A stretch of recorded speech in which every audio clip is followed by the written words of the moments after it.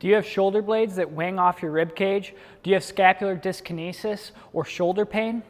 Well, stay tuned, because in this video we're going to talk about mid and low trap training that can make your shoulders feel better, your shoulder blades or your scapula move better. And also we're going to take you from a beginner exercise, or one of the exercises we use with athletes who are less advanced, all the way through more advanced variations incorporating rotation and other things. So also, guys, I want to make a little announcement at the end of this video, so make sure to stay tuned the entire video so you can catch that announcement at the end and get all three of these beneficial exercises. All right, guys, let's go into it right now.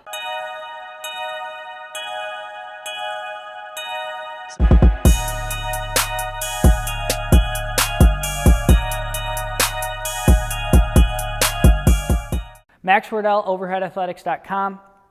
Wanted to give you one important note before we get into the video on mid and low trap and rhomboid strengthening, which is make sure the athletes or yourself as an athlete is always doing the exercise as perfectly as possible. You know, we see a lot of different compensations from athletes where they're doing all sorts of different things to avoid strengthening the muscles that we want them to strengthen due to weakness. Your body is always going to follow the pathway of least resistance. If it's easier for you to shrug your shoulder and do a Y than to keep it depressed and retracted and do a Y, that's probably going to be your natural tendency.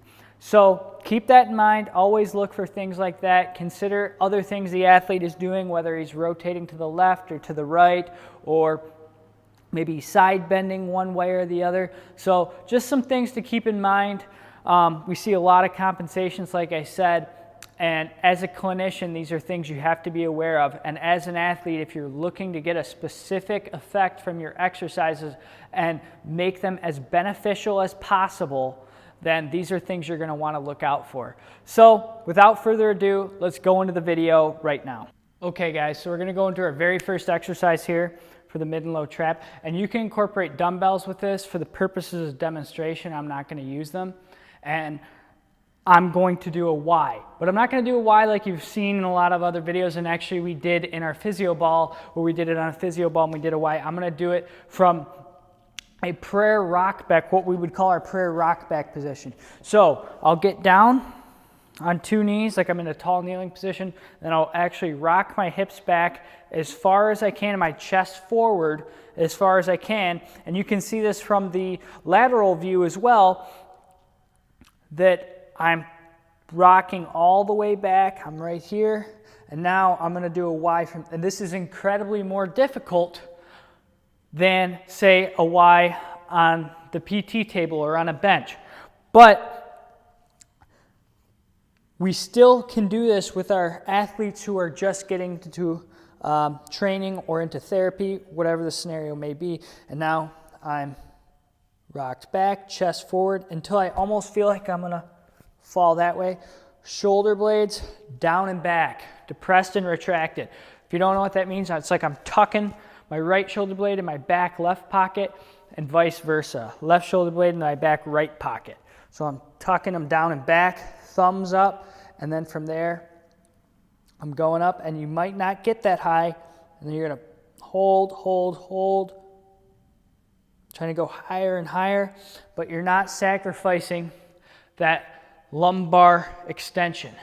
So I'm not extending through that lumbar spine, which you can see me doing now in the lateral video, but I'm maintaining a flat lumbar spine. I'm going up on a 45-degree angle, shoulder blades down and back. So that's how you do it correctly right there. And try it for yourself and compare it. You don't even need dumbbells or weights or bands to make this difficult. You can do it with just body weight. And it's often easier to cue this than it is to do it with a ball or something else, which are very beneficial training modalities and training tools as well, but this can sometimes be easier for them to learn that depression and retraction for athletes who are maybe upper trap dominant and are hiking up their shoulders every time. So there's exercise number one. Now we're going to go right into exercise number two. Okay, guys, so exercise number two, more of a moderate variation. I would consider that in our initial stages You can use that even with advanced athletes because it is very difficult, especially if you add resistance. But this one is more of a dynamic exercise. It's an isometric contraction, but we're incorporating a lateral walking aspect to it. So what I'll do is I like to use the rope one. You can use the handle or whatever. I like the rope because it biased me into external rotation. So I got a little bit too much weight on here. Let me bump this down. So I don't have too much weight, and you don't need too much weight, but you're gonna go onto a Y. I got it attached to about a knee. You can even do lower variations for rhomboids and things like that, and it's gonna target different areas of the muscle as you walk laterally based on the angle of pull. So I'm gonna go up into a Y. I'm gonna walk this way, lateral walking towards you guys, holding that shoulder down and back, posterior pelvic tilt, so I'm tucking my butt under, flattening out my low back. I'm pulling the whole time. I'm going the other direction, and I'm walking back and forth. I'm walking back and forth, holding it.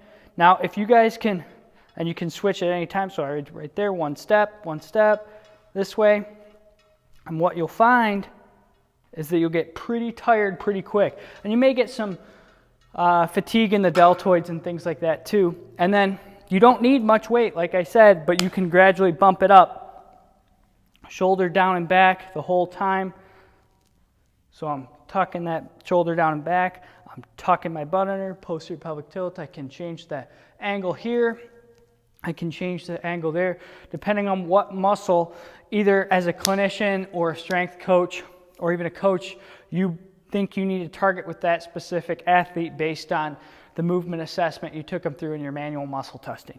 So you can do that, and then as an athlete, you know, you might not be able to know all that stuff. Find what area you think is the weakest, which is usually going to be in this area somewhere, and then target that area, change the angle right there, and do it. And then eventually you could incorporate other things. You know, I could add a band around the ankles and make it a lateral walk and target those lateral hip muscles and the gluteal muscles.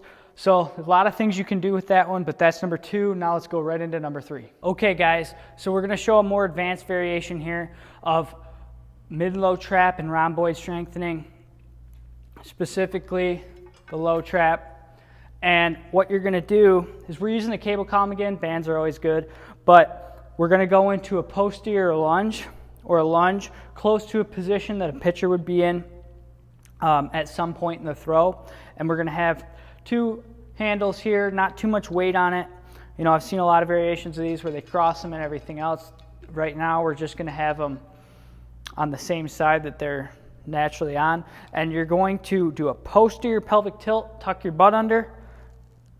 You're going to go into shoulder extension, shoulders down and back, and from there we're going to use that posterior lunge. And once you're into a lunge, and you don't have to go too low because this isn't a quadricep or gluteal exercise, once I get into it, I'm going to maintain that. I'm going to rotate my chest to the left, and then I'm going to rotate to the right. Keeping my pelvis as still as possible. I can continue to go back and forth. I can come out of it if you do want to incorporate more glute or quadricep, and I can continue to go in and out of the lunge. But once again, it's right here. I go back, rotate, keep the shoulders down and back, and I'm going to be hitting different areas of the muscle when I rotate, and I'm hitting them in positions that they're going to be required to contract in everyday life as an athlete as well. So there's exercise number 3, guys. I got one more thing to tell you about before you go today. Hey guys, if you stuck around this long, I want to let you know about one thing that's important to us, is that we will have a book coming out as for training and rehabilitation specifically of overhead athletes. There will be some of the things that we use in the clinic as for mobilizations, manual therapy, functional massage, all different things that we use, and also a hierarchy of exercises that we implement with injured athletes and athletes who are just coming to us for training purposes as well. So I wanted to let you guys know about that because we're pretty excited about it. So far, it's taken a lot of work. We're doing a lot of writing. Ed and I are meeting and writing and typing, so we're getting that together. But, you know, it may be a little while still. We're not sure exactly what route. We don't even know the title yet. We just know we've put together a lot of the information that we want to publish and get out to you guys. So we will have that available for you guys when it is ready. And we're planning on selling it through multiple different platforms, but our website is probably going to be one of the best options. We're going to have it through Amazon and things like that as well. But I want to let you guys know about that, and I'll keep you updated as for that book as well. But thanks for watching the video.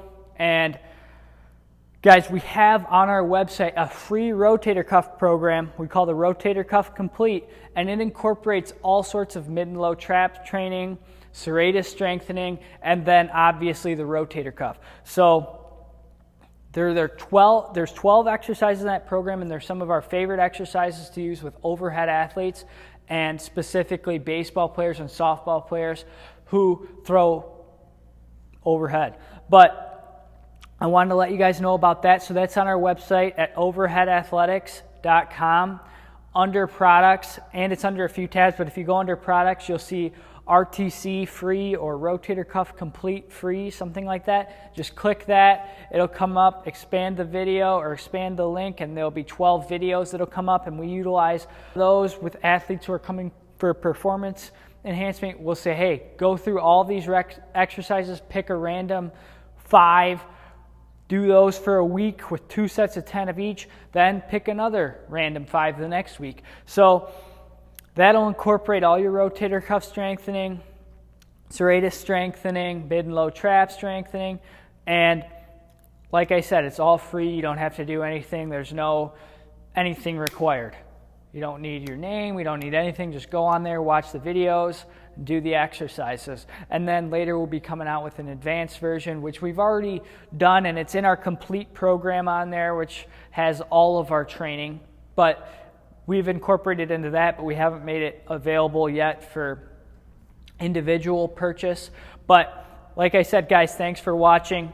So if you liked the video, give it a thumbs up, and we'll see you next time, guys.